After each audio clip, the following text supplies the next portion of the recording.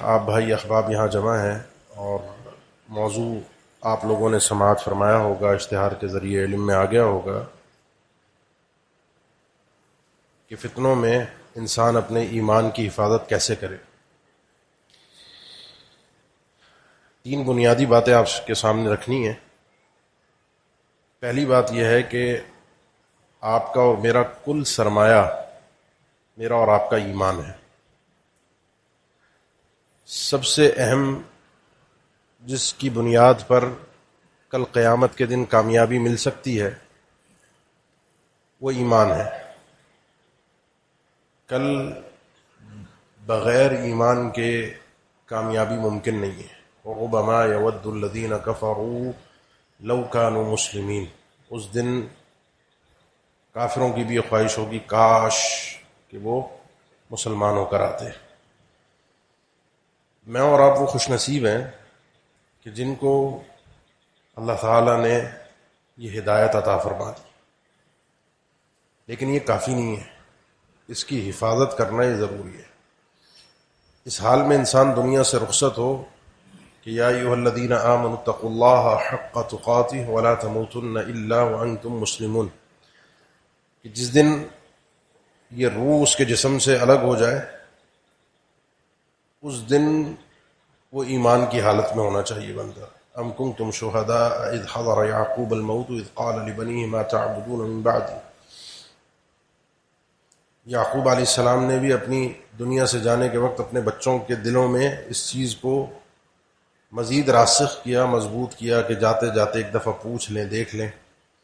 قالوا نعبد الہک و الہ آبائک ابراہیم و اسماعیل و اسحاق الہا واحدا ونحن له مسلمون۔ اس کا مطلب یہ ہے کہ یہ ایمان جو ہے یہ میرے لیے بھی ضروری ہے جب تک میری حیات ہے۔ فإن الحی لا تؤمن علیہ الفتنہ، سیدنا عبداللہ بن مسعود فرماتے ہیں جب تک انسان زندہ ہے وہ فتنے سے محفوظ نہیں ہے۔ جو آدمی یہ سمجھتا ہے نا کہ میں اس مسجد میں آ گیا، میرا اس مسلک سے تعلق ہے، میری داڑھی ہے، خاتون ہے تو اس نے پردہ کیا ہوا ہے، میرے پائنچہ ٹخنوں سے اوپر ہیں،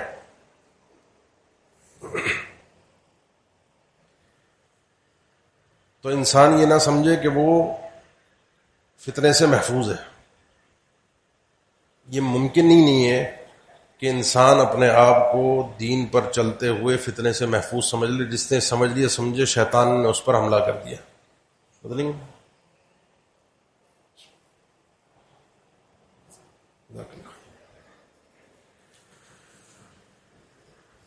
جس دن انسان نے سمجھ لیا، انسان نے اس بات کو سمجھ لیا کہ اس پر فتنہ حملہ آور نہیں ہو سکتا، وہ محفوظ ہے، یہی شیطان کا سب سے بڑا فتنہ ہے۔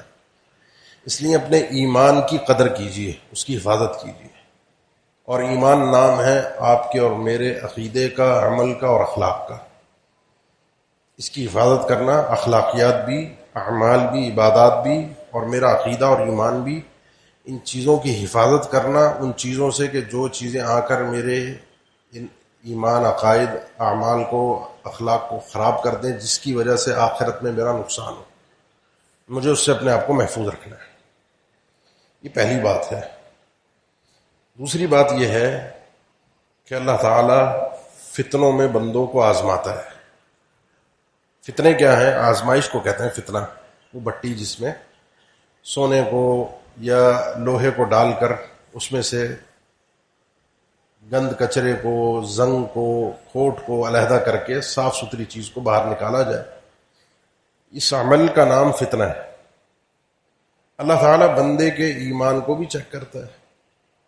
یہ ایمان خواہش کی بنیاد پر تو نہیں ہے، کیونکہ ہم میں سے کچھ لوگ ایسے ہوں شاید کہ جو اس آیت کو سمجھیں افتؤمنون ببعض الکتاب وتکفرون ببعض، کہ کتاب کے یعنی دین کے کچھ حصے پر تو ایمان لاتے اور کچھ پر نہیں۔ اس کا ایک مفہوم یہ نکلتا ہے جو یہودیوں کے لیے تھا، لیکن ایک مفہوم یہ ہمارے لیے بھی ہے کہ ہم بھی قرآن کی، احادیث کی، اللہ کے نبی صلی اللہ علیہ وسلم کی وہ تعلیمات جو میری خواہش اور مزاج کے مطابق آ جائیں، یا میری قوم برادری کے معاشرے کے رسم و رواج کے مطابق آ جائیں، تو میں نے سمجھا وہ اچھی چیز ہے، وہ دین ہے، میں دیندار ہوں۔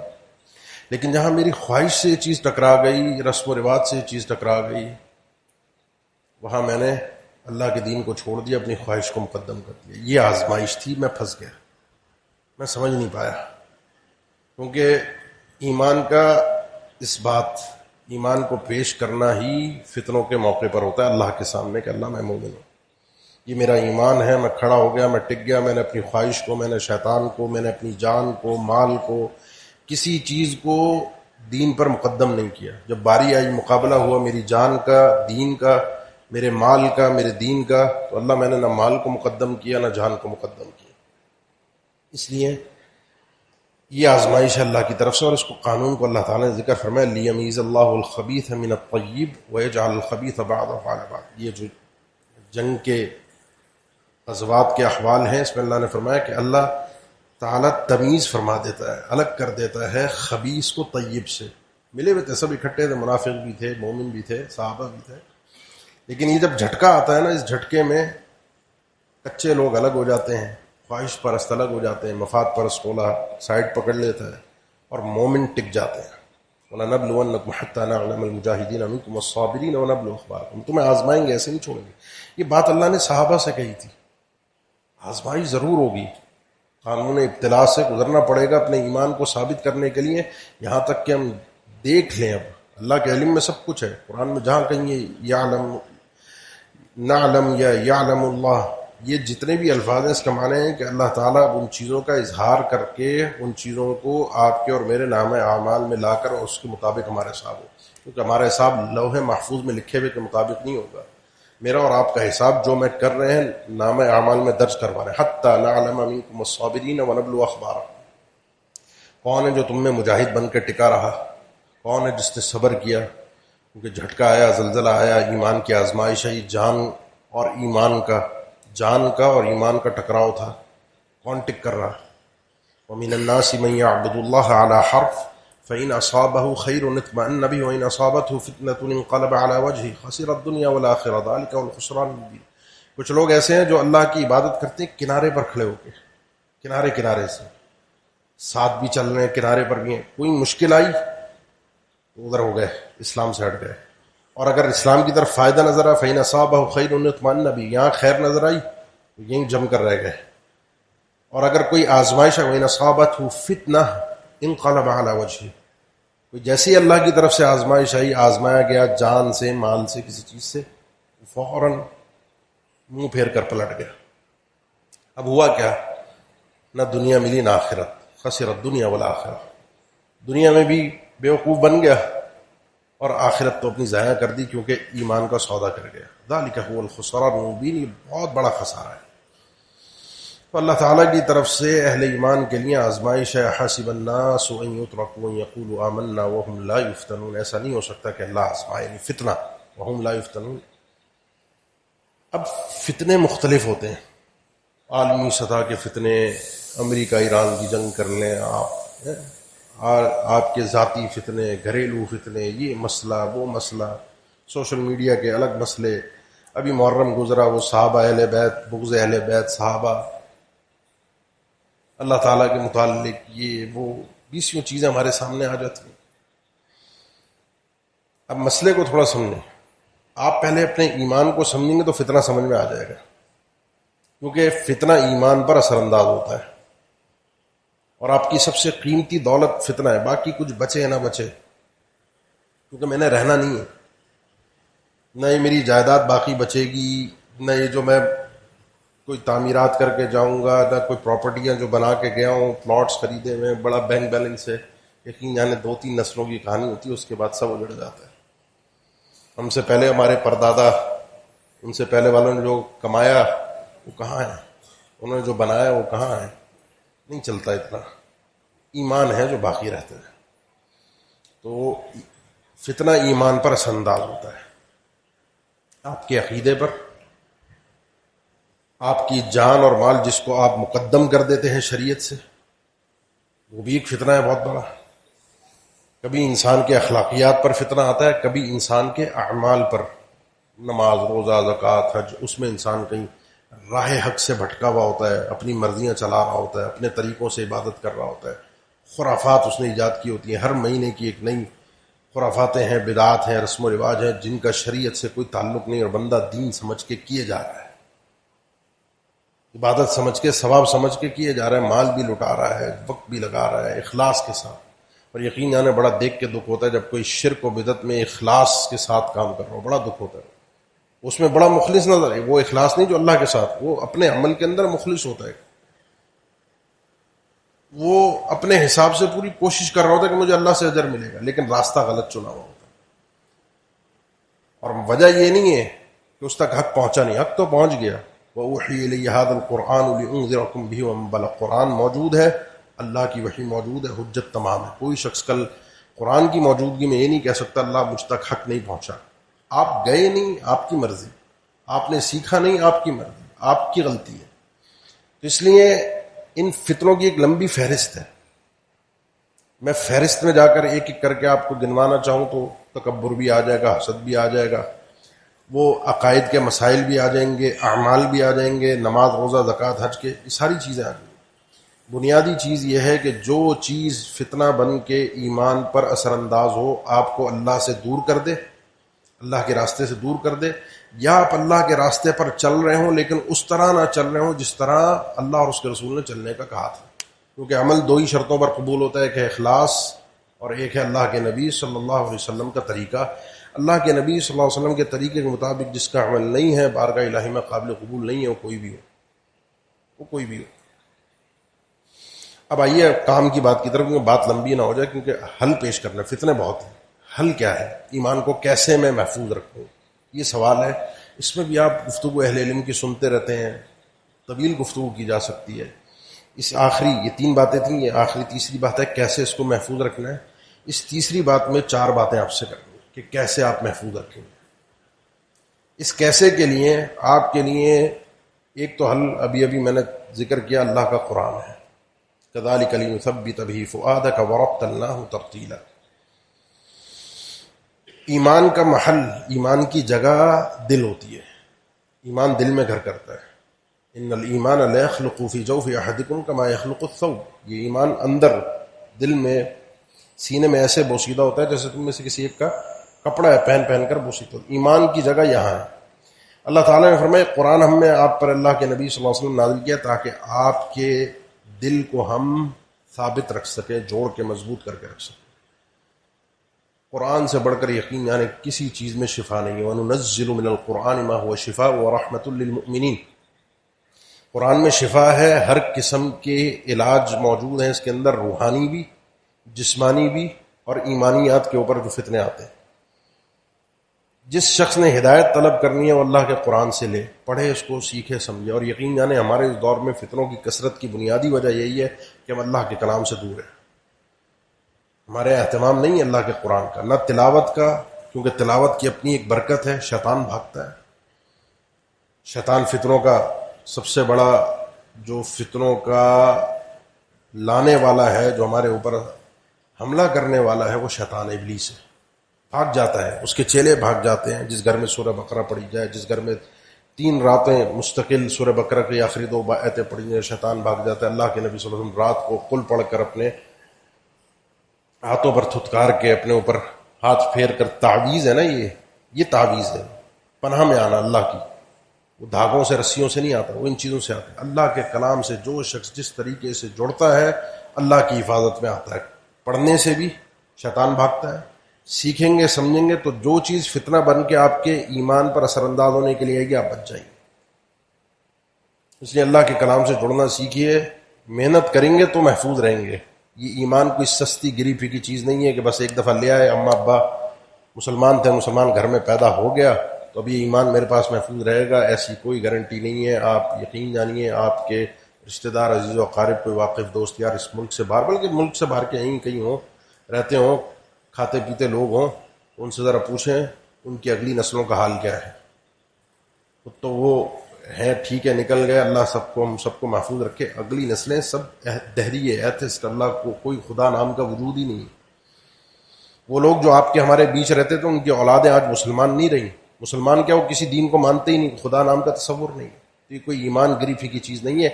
اس چیز کا بھی علاج، اس دہریت کا، ایتھیزم کا، ہر قسم کے فتنے کا، ہر قسم کی سستی اور کاہلی کا اللہ کے کلام میں موجود ہے۔ پڑھیں بھی، روز کا معمول بنائیں تلاوت کا، اللہ کے کلام کو سمجھیں بھی، غور و فکر بھی کریں، تدبر بھی کریں، عمل بھی کریں، اور اس کو اپنے اوپر حاکم بنائیں، اپنی خواہشات کے اوپر، اپنے جذبات کے اوپر، اپنے نفس کے اوپر، اپنے مال کے اوپر بنائیں گے حاکم تو بچ جائیں گے۔ دوسری بات بچنا کیسے ہے، سب چیزیں جڑی ہوئی ہیں۔ یہ دوسری بات یہ ہے کہ آپ کو اپنا ماحول بدلنا پڑے گا۔ چیک کیجئے کن کے ساتھ اٹھتے بیٹھتے ہیں، کن لوگوں کے ساتھ دوستی ہے، کیونکہ انسان المرء مع من احب، جس سے محبت کرتا ہے، جن لوگوں کے ساتھ اٹھتا بیٹھتا ہے، دوستیاں یاری ہوتی ہیں، انسان انہی کے مذہب پہ ہوتا ہے۔ اسی لیے دوستی یاریوں سے بہت سے لوگ پہچان لیے جاتے ہیں۔ آج کے دور میں آپ نے کسی کو پہچانا، نیک آدمی ہے، بظاہر وہ صحیح سیٹ نظر آ رہا ہو، لیکن اس کی دوستیاں یاریاں بتا دیتی ہیں کہ یہ کتنا شریف ہے یا کسی اور راہ پر چل رہا ہے، اور یہ چیز ایمان پہ اثر انداز ہوتی ہے۔ اس پہ ایک لمبی گفتگو ہو سکتی ہے، کیونکہ آپ سنتے رہتے ہیں بھائی محفل اپنی اچھی کرو، دوستیاں اچھی کرو۔ میں زیادہ لمبی بات نہیں کرتا، میں صرف آپ کو ایک بات، اللہ کے نبی صلی اللہ علیہ وسلم نے بنی اسرائیل کے جس شخص کا تذکرہ فرمایا، آپ نے 20 بار یہ واقعہ سنا ہوگا، 99 قتل کیے پھر 100 کر دیے، توبہ ہے یا نہیں ہے؟ پھر اس کو جب بتایا گیا نہیں توبہ ہے 100 قتل کے بعد، اب کیا اس کی محفل ہوگی، کیا جرائم ہوں گے، کس قسم کا وہ آدمی ہوگا، ہمارے معاشرے کا ایسا آدمی کیا تصور ہو جس نے 100 قتل کیے، اس کو آپ کن نظروں سے دیکھیں گے؟ لیکن اللہ کی رحمت ہے، اللہ جس کو بخشنا چاہے تو وہ بخشا بھی گیا، آپ نے پڑھا ہے۔ میں اس واقعے کی تفصیل میں نہیں جانا چاہتا، میں صرف آپ کو بتایا، اس کو جب یہ بتایا گیا کہ اگر اپنے آپ کو سدھارنا ہے، بدلنا ہے، تو یہ ایک علاقہ ہے جہاں پہ نیک لوگ رہتے ہیں، اللہ کی عبادت کرتے ہیں، جاؤ ان کے بیچ جا کر رہو، ایک اللہ کی بات کرو، جس علاقے میں تم ہو یہاں فتنے ہیں، اس علاقے کو چھوڑ کر جب وہاں جاؤ گے تو اپنے آپ کو سدھار پاؤ گے۔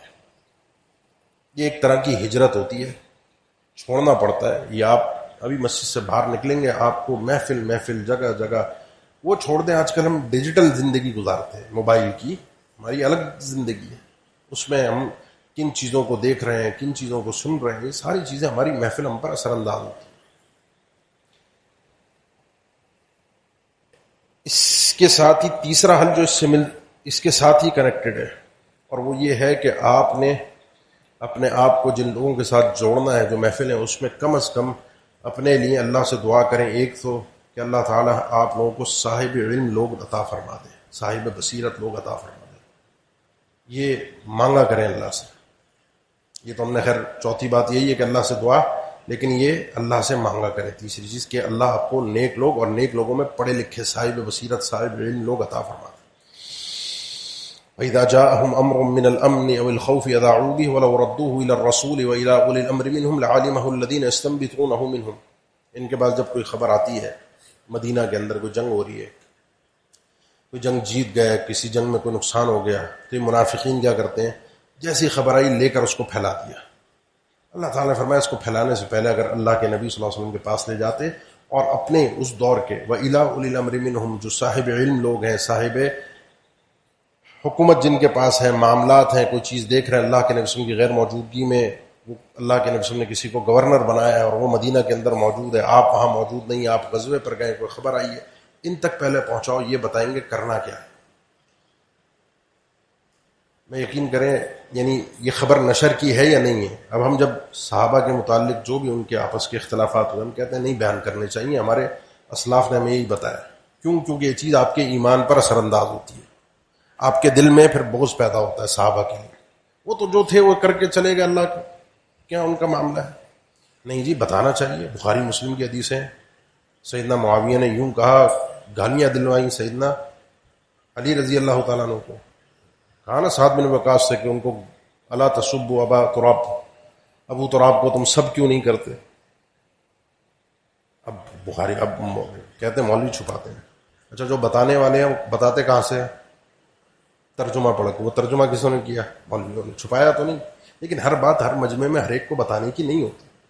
اب میں یقین کریں کبھی کبھی یہ بات آتی ہے، 20 جگہ میں نے جواب دیا، کبھی میری ہمت نہیں بن پائی اس کے رد میں، جواب میں 20 طریقے سے اس کا جواب ہے، لیکن کبھی ہمت نہیں بن پائی کہ یہ سب کے الفاظ کچھ ایسی شخصیات بھی ہیں جن کو وہ مانتے ہیں، اہل بیت کی، میں نام بھی نہیں لوں گا کیونکہ مجھے ان سے محبت ہے، جس طرح ان سے محبت ہے اس طرح ان سے بھی محبت ہے. میں اگر ان کی باتیں ذکر کرنے کا قائل نہیں تو ان کی بھی باتیں ذکر کرنے کا قائل. وہ دو بڑی شخصیات ہیں اہل بیت کی. ان کے آپس کے کچھ تنازعات اور جھگڑوں میں اسی قسم کے الفاظ ہیں کہ انہوں نے بھی آپس میں سب کیا. اب اگر وہ کوئی ہم میں سے کوئی بتا دیتا ہے تو کہتے ہیں جی یہ تو بغض اہل بیت ہے. دیکھو بغض اہل بیت میں اہل بیت کی برائیاں. اب وہ بھی تو بخاری مسلم کی حدیث ہے نا. جیسے سیدنا معاویہ کی بخاری مسلم کی حدیث تھی تو یہ بھی بخاری مسلم کی حدیث ہے. ہم کہتے ہیں وہ بھی نہ لوگوں کو بتاؤ یہ بھی نہ لوگوں کو بتاؤ. یہ چیز ایمان پہ اثر انداز ہوتی ہے کیونکہ صحابہ کا معاملہ عام لوگوں جیسا نہیں ہے. یہ قرآنی بلکہ قرآن سے پہلے کی جو اللہ کی نازل کردہ کتابیں آسمانی ان کی شخصیات ہیں. یہ ایمان بالرسول کا حصہ ہے صحابہ. یہ ہلکی چیز نہیں ہے آپ ان میں گفتگو کرتے جائیں گے اور سمجھے کہ نہیں میں کوئی مسئلہ نہیں. تو جو کوئی خبر آئے کسی پہلے پڑھے لکھے شخص تک پہنچا دیں.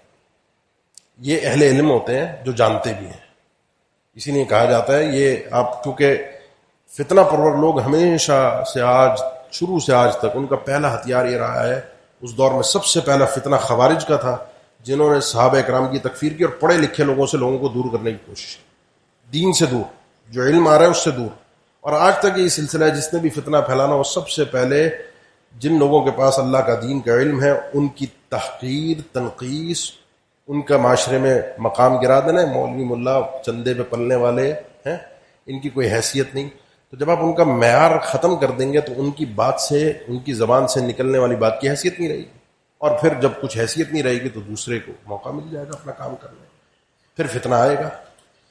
اور جب فتنہ آتا ہے قارون کے واقعے میں جب فخرج علی قومہ فی زینتی سیدنا حسن بصری فرماتے ہیں جب فتنہ آتا ہے تو علماء پہچان لیتے ہیں اور جب چلا جاتا ہے تو پھر تو جاہل واہل عوام سب کو پتہ چل جاتا ہے یہ فتنہ تھا چلا گیا بیڑا غرق کر کے ہمارا چلا گیا. قارون جب نکلا اپنے پورے ٹھاٹ باٹ پروٹوکول سارا مال و دولت لے کر فخرج علی قومہ فی زینتی قال الذين يريدون الحیاۃ الدنیا یا لیت لنا مثل ما اوتی قارون انه لذو حظ عظیم. جب اس کا مال و دولت شان و شوکت دیکھی تو جن کے دلوں میں دنیا کی محبت تھی فتنہ تھا پہلے موجود تھا نکل کے باہر آ گیا. مال اس کے لیے فتنہ بن گیا. وہ دین کے اوپر مال فوقیت لے گئے. اس نے کہا کاش کہ میرے پاس بھی ایسے ہی مال ہوتا. کیا قسمت والا ہے آدمی. کبھی آپ بھی باہر نکلتے ہیں کوئی پروٹوکول کے اندر جھنڈے والی گاڑیوں میں آگے پیچھے سائرن بجتا ہوا شور شرابہ کرتا ہوا کوئی نکلے آپ کو ہمیں سب کو دھکے مارتا ہوا یا کوئی ویسے ہی کوئی بڑی گاڑیوں میں شان و شوکت والی سواریوں میں جا رہا ہوں کبھی بھی دیکھ کر یہ دل میں مت خیال کیجیے گا کاش میرے پاس بھی یہ ہو. انہ لذو حظ عظیم. اللہ نے اس کو بڑا نوازا اللہ مجھے بھی دے دے. یہ دیکھ کر مانگنے کی چیز ہی نہیں ہے. اس وقت وقال الذین اوتوا العلم اس وقت قارون کے زمانے میں بھی صاحب علم لوگ موجود تھے لیکن حیثیت نہیں تھی مال نہیں تھا. اور اللہ کی یہ حجت ہے کہ اللہ تعالی قرآن علم اصحاب العلم حجت تمام کرنے کے لیے ہمیشہ موجود رکھتا ہے. اہل علم اگر نہ ہو تو حجت تمام کون پہنچائے گا دین. اور جب دین نہیں پہنچے گا تو پھر بارگاہ الہی کے اندر انسان اپنا یہ عذر پیش کر سکتا اللہ مجھے نہیں پتہ چلا مجھے کوئی بتانے والا نہیں تھا. تو اہل العلم نے کہا وَيْلَكُمْ ثَوَابُ اللَّهِ خَيْرٌ لِمَنْ آمَنَ وَعَمِلَ صَالِحًا. برباد ہو تم لوگ کیا کر رہے ہو. اللہ کے ہاں سے جو اجر ملتا ہے ثواب ملتا ہے نیکیوں پر اہل ایمان کو عمل صالح کرنے والے کو بہتر ہے. یہ دنیا کی یہ تو رہ جائے گی. جہاں میں نے بات شروع کی کتنا جائیدادیں بنا لیں کتنا کچھ کر لیں سب ختم ہو جائے گا. بچوں کو ایمان نہیں دیا. یعقوب علیہ السلام نے ایمان کی وصیت کی تھی میں نے شروع میں ذکر کیا. وہ آپ نے اگر نہیں دیا بچوں کو تو آپ کچھ بھی کر کے چلے جائیں بچے آپ کے نہیں ہیں. یہ سب بیچ باچ کے سب لوٹ لاٹ کے کھا جائیں گے. یہ نہ دعا کریں گے مرنے کے بعد ولد صالح یدعو له. ہاں وہ دنیا دکھاوے کی برسی 40واں کوئی قبر کو پکا کرانا یہ سارا کر دیں گے. دنیا کو نظر آ رہا ہے. وہ دنیا کو نظر نہیں آ رہا وہ کیا ہے تنہائی میں بیٹھ کے اپنے والدین کے لیے جانے والوں کے لیے دعا کرنا وہ نہیں کرتے کیونکہ ہم نے دیا ہی نہیں. تو اصحاب العلم میں بتانا چاہ رہا ہوں ان کے ساتھ جڑیے ان کے ساتھ ان کے پاس آئیے. کوئی فتنہ آئے کوئی چیز کانوں تک لگ جائے ان کے پاس آئیے اور اللہ سے دعا کیجیے اللہ یہ نصیب کر دے. یحییٰ ابن عمر رحمہ اللہ تابعین میں سے کہتے ہیں کہ ہمارے پاس بصرہ میں نیا فتنہ کھڑا ہوا کہ تقدیر نام کی کوئی چیز نہیں. اللہ نے کوئی پہلے والے نہیں لکھا اللہ کو نہیں پتا پہلے سے کچھ. اللہ تعالیٰ کچھ نہیں جانتا پہلے سے. کہتے ہیں بات بڑی خطرناک، اور ایسے لوگوں کے آپ دلائل سنیں تو آپ بھی حیران ہو جائیں. ایک بندے کو جھٹکا تو لگ ہی جاتا ہے، وہ بھی پریشان ہوئے. اب فتنہ آ گیا. کہنے لگے میں اور میرے ساتھ میرے ایک ساتھی ہیں حمید ابن عبد الرحمن، ہم دو نکلے حج یا عمرہ کرنے کی نیت سے مکہ کی جانب، اور راستے بھر ہم یہ دعا کرتے رہے کہ اللہ کسی صاحب علم سے، صحابی رسول سے ملاقات کروا دے کہ ہم اس مسئلے کو، اس فتنہ ہے ہمارے ایمان بالقدر، تقدیر پر ایمان. کہتے ہیں ہم وہاں پہنچے تو وہاں پہنچتے کے ساتھ ہی باہر ہی مجھے اللہ کی توفیق سے کون مل گئے؟ عبداللہ ابن عمر ابن خطاب، صحابی رسول، وہ بھی بڑی عمر کے ہو چکے تھے. کہتے ہیں جیسے ہی ملے تو ایک طرف سے میرا ساتھی اور ایک طرف میں، ہم دونوں نے ان کو بیچ میں لے لیا. چلتے چلتے ہی راستے میں پہلی بات یہ سید عبداللہ ابن عمر سے کہی کہ ہمارے علاقے میں معبد الجہنی نام کا شخص ہے، اس کے جیسے اور بھی ہیں، قرآن بہترین پڑھتے ہیں، نماز وماز سب دین کی تبلیغ بہترین لوگ ہیں، لیکن وہ کہتے ہیں کہ ان الامر انف، یہ تقدیر پہلے سے کوئی طے نہیں ہے، جب ہم کرتے ہیں تو اللہ کو پتہ چلتا ہے، اللہ نے کچھ بھی پہلے سے نہیں لکھا ہوا، اللہ کے نہ علم ہے نہ اللہ کو پتہ ہے. اب فتنہ تھا بہت بڑا، وہ اللہ سے دعا بھی کر رہے تھے، نکلے بھی، سفر بھی کیا کہ اللہ کسی صاحب علم سے، اور اس دور کے صاحب علم صاحب اللہ ملوا دے. اللہ نے پھر ملوایا. جب انسان کوشش کرتا ہے تو صحیح لوگ مل بھی جاتے ہیں. کہتے ہیں جب میں نے ان سے بات کی، انہوں نے کہا کہ ایک تو بات سنو کہ جب ان لوگوں کے پاس جاؤ تو ان کو جا کر کہنا انی بریء منہم وہم براء منی،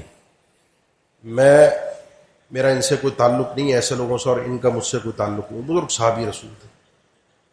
اور ان کو ایک بات بتا دینا، اور یہ بات ایک نہیں کئی، ایک صحابہ نے اللہ کے نبی صلی اللہ علیہ وسلم سے نقل کی ہے، جو انہوں نے بات کی، فتویٰ تھا کہ ان میں سے کوئی بھی شخص بہت پہاڑ جتنا سونا بھی اللہ کی راہ میں خرچ کرتے، بہت بڑی نیکی ہے.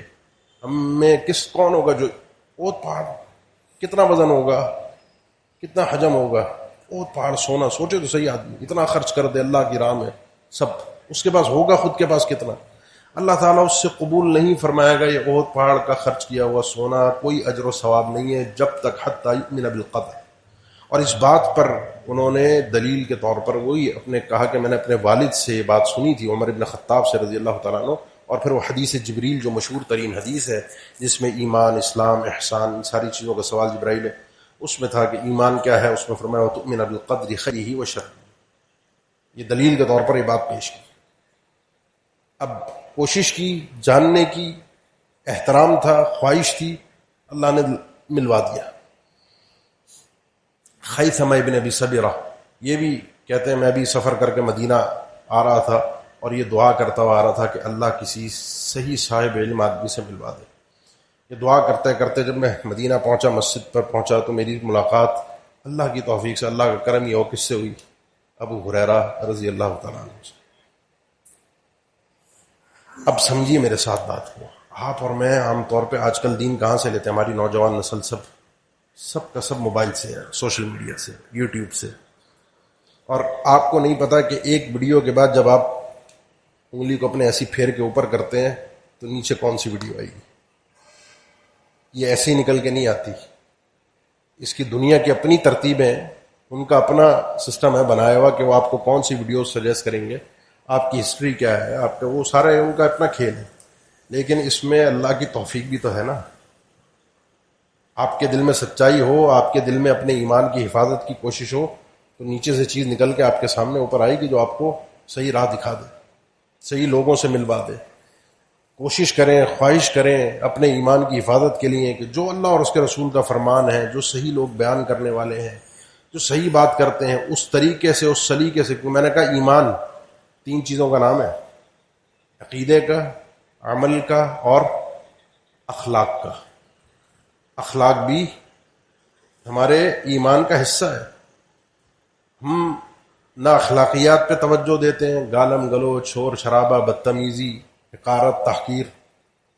یہ سمجھتے ہیں آج کے سوشل میڈیا کی تربیت نے ہمیں سکھایا کہ یہ بہادری ہے، یہ اچھا اخلاق ہے کہ انسان بدتمیزی سے بات کرے گا تو اس کا مطلب یہ ہے کہ یہ سچا آدمی ہے. یہ بیوقوفی ہے. اللہ کے نبی صلی اللہ علیہ وسلم سے بڑھ کر کوئی سچا نہیں تھا، اور آپ سے زیادہ کوئی با اخلاق اور با کردار آدمی نہیں تھا.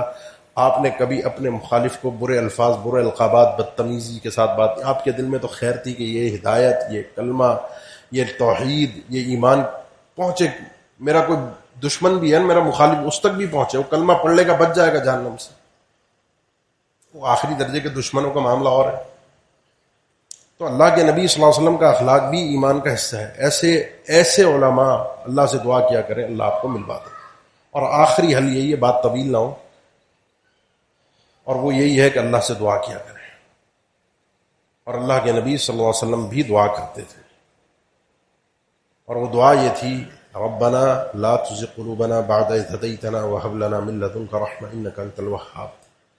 یہ دعا بڑی ایسے موقع کی دعا ہے، کیونکہ قرآن مجید میں جہاں یہ دعا ذکر ہے نا، وہاں اس سے پہلے اللہ تعالیٰ نے قرآن مجید کے حوالے سے ہی آیات محکمات اور متشابہات کا تذکرہ کیا ہے.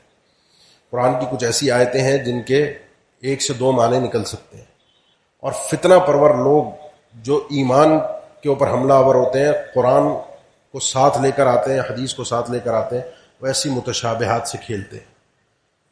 آپ کے اور میرے ذہنوں میں ایسی متشابہات ڈال دیتے ہیں، ہم سمجھتے ہیں یہ بھی دلیل دے رہا ہے، اس کے پاس بھی تو دلیل ہے.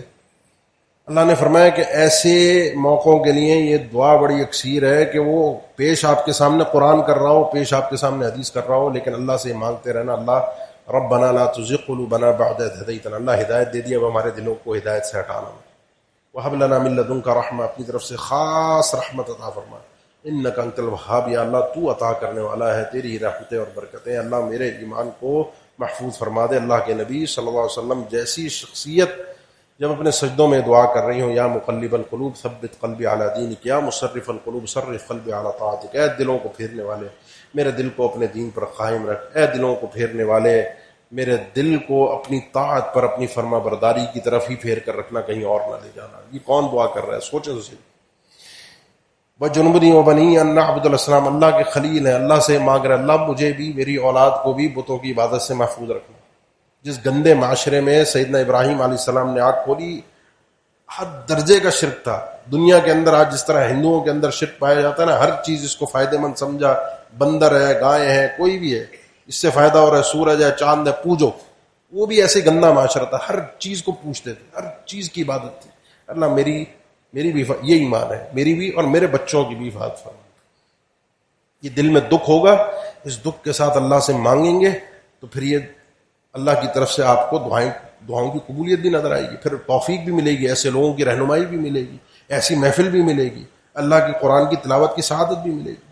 اللہ کے نبی صلی اللہ علیہ وسلم کی دعاؤں میں فتنوں سے مستقل فتنۃ الغنا ومن شر فتنۃ الفقر، فقر و فاقے کا فتنہ، پیسے کا مال و دولت کا فتنہ، من سوء الاخلاق، برے اخلاق کا فتنہ، من فتنۃ القبر، من فتنۃ المحیا والممات، زندگی اور موت کے فتنے، ہر قسم کے فتنے. سب سے بڑا فتنہ من فتنۃ المسیح الدجال. ہر قسم کے فتنے سے ایک ایک کر کے تفصیل کے ساتھ بھی، اجمالی طور پہ بھی اللہ کے نبی صلی اللہ علیہ وسلم نے خود بھی پناہ مانگی، اور ہمیں تعلیم بھی دی کہ مانگو. ہمارے لیے تعلیم ہے، اور ہم یہ سمجھے کہ نہیں ہم بچے بچائے ہیں، محفوظ ہیں، وہ کچھ نہیں ہوگا، اللہ بچا لے گا، کیونکہ میں آ گیا یہاں پر، میری داڑھی ہے، میرے پانچے اوپر ہے، میں بخشا ہوں.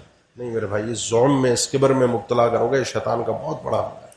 اس لیے دعاؤں کا ورد اپنی زبان پہ لازمی رکھا کریں، کہ جس کے ذریعے سے اللہ آپ کی اور میرے اصل جو قیمتی چیز ہے ایمان ہے، اصل قیمتی چیز ایمان ہے، اس کے بعد آپ کی صحت ہے، عافیت ہے، یہ دو بڑی قیمتی دولتیں اللہ سے مانگا کریں. اللہم انی اسألک العفو والعافیت فی الدنیا والآخرہ، اللہم انی اسألک العفو والعافیت فی دینی، اللہ دین میں عافیت دے، یہی فتنوں سے اللہ مجھے محفوظ کرے.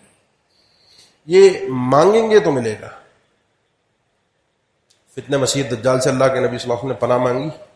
اور اس کے بعد جس بات پہ میں اپنی بات کو ختم کر رہا ہوں، اللہ کے نبی صلی اللہ علیہ وسلم نے فرمایا کہ من سمع بالدجال فلینأ عنہ، جو شخص دجال کے متعلق سنے، دجال آ گیا، دجال کے متعلق کوئی خبر آئے تو، یا آپ یوں سمجھ لیجیے کسی فتنے کا سوشل میڈیا پہ پتہ چلتا ہے فتنہ ہے، یہ اس قسم کی باتیں کر رہا ہے، تو لوگ شوق میں جا کے سنتے ہیں. نہیں جی، ہر ایک کو سننا چاہیے. اب انسان جب خود اپنا ایمان برائے فروخت کا بورڈ لگا رہا ہے، کون اس کی حفاظت کرے گا؟ جو شخص دجال کے مطابق سنے اس سے دور بھاگے، پیچھے ہٹے، دیکھنے نہ جائے. اللہ کے نبی کا فرمان یہ ہے. اس کی بات سن لیں، کیا کہہ رہا ہے، ہو سکتا ہے صحیح کہہ رہا ہو سکتا ہے اس کے پاس کوئی حق ہو. جو انسان اس راستے پر بڑھا فتنے کے متعلق اس نے کان لگائے، من تشرف لہا تستشرف، فتنے کی طرف ایک قدم بڑھتا ہے، فتنہ ایسا ہوتا ہے جاذب کے بندے کو کھینچ کے رکھ دیتا ہے، اس کا ایمان کب نگل گیا بندے کو پتہ بھی نہیں چلتا. اللہ کے نبی صلی اللہ علیہ وسلم نے خوارج کے متعلق فرمایا تھا بہترین قرآن پڑھنے والے. صحابہ کو فرمایا تحقرون صلاتکم امام صلاتکم، تمہیں اپنی نمازیں حقیر نظر آئیں گی ان کی نمازوں کے آگے، بے اوقات نمازیں تمہیں اپنی لگیں گی. صحابہ کو کہا وہ ایسی نمازیں پڑھیں گے، ایسا خوبصورت قرآن، یقولون من خیر قول البریہ، بہترین گفتگو ہوگی، لیکن ایمان ان کا صرف حلق کے اوپر اوپر ہوگا، نیچے پہنچے ہی نہیں ہوگا، نیچے نہیں اترا ہوگا ایمان. اب ان کی بات اگر ایسے لوگوں کی آپ سنیں گے تو کب آپ کو ایمان سے نکال گیا، جیسے خود ایمان سے نکلا، اوپر اوپر کی باتیں ساری اچھی ہیں، دل میں ایمان ہے ہی نہیں، کب ایمان سے باہر گئے انسان کو پتہ ہی نہیں چلا. اس لیے فتنے سے بھاگنا، بچنا، دور ہٹنا. کوئی ایسی چیز، کوئی مقالہ، کوئی کتاب، کوئی وائس، کوئی ویڈیو، کوئی بھی معاملہ ایسا آئے کہ جو فتنہ ہو، شوق میں بہادر بن کے سامنے جائیے کہ نہیں میں تو بچ جاؤں گا، میں تو دیکھ لوں گا، میں جواب تلاش کر لوں گا، یا ہو سکتا ہے صحیح کہہ رہا ہو. ایسے بہت سے لوگ ہم نے دیکھے جو اس طرح صحیح کہہ رہا ہو کے چکر میں گئے اور پھر واپس پلٹ کے نہ آ سکے. اپنے ایمان کی فکر کیجئے، اللہ اور اس کے رسول کے فرامین کے پابند رہیے. اللہ کے نبی صلی اللہ علیہ وسلم کے جو صحابہ ساتھی سلف الامہ جن کو کہا جاتا ہے، انہوں نے جس طرح قرآن و حدیث کا فہم پیش کیا، تشریح پیش کی، اس کو سب دنیا کی فہم پر مقدم کیجئے. انشاءاللہ اللہ فتنوں سے محفوظ فرما دے گا، حفاظت فرمائے گا، سچے دل سے انسان دعا کرے گا. یہ مضمون بڑا طویل ہے، مجھ سے کئی موقعوں پر کئی جگہوں پہ یہ خطاب کرنے کا کہا گیا، مختلف جگہوں پہ میں کرتا رہا ہوں، اس موضوع کو کئی موقعوں پہ بیان کرتا رہا ہوں، لیکن ہر جگہ میری کوشش ہوتی ہے کہ حالات اور واقعات اور جگہ کے حساب سے کچھ ایسا پیغام دے سکوں کہ میرے لیے بھی وہ فائدہ مند ہو، میرے لیے بھی، میرے ایمان کی حفاظت کے لیے بھی اور آپ کے لیے بھی. اللہ تعالی ہم سب کو ایمان کی سلامتی نصیب فرما دے، ایمان کی حفاظت ہمیں اللہ تعالیٰ عطا فرما دے، اعمال صالحہ کی توفیق دے، موفقین بندوں میں بنائے. اللہ تعالیٰ ایسے لوگوں کے ساتھ دوستیاں، تعلق اور رشتہ بنانے کی توفیق دے کہ جو اہل ایمان، اہل تقوی اور اہل خیر ہوں، اور ایسے ہی لوگوں کے ساتھ پھر ہمارا خاتمہ ہو.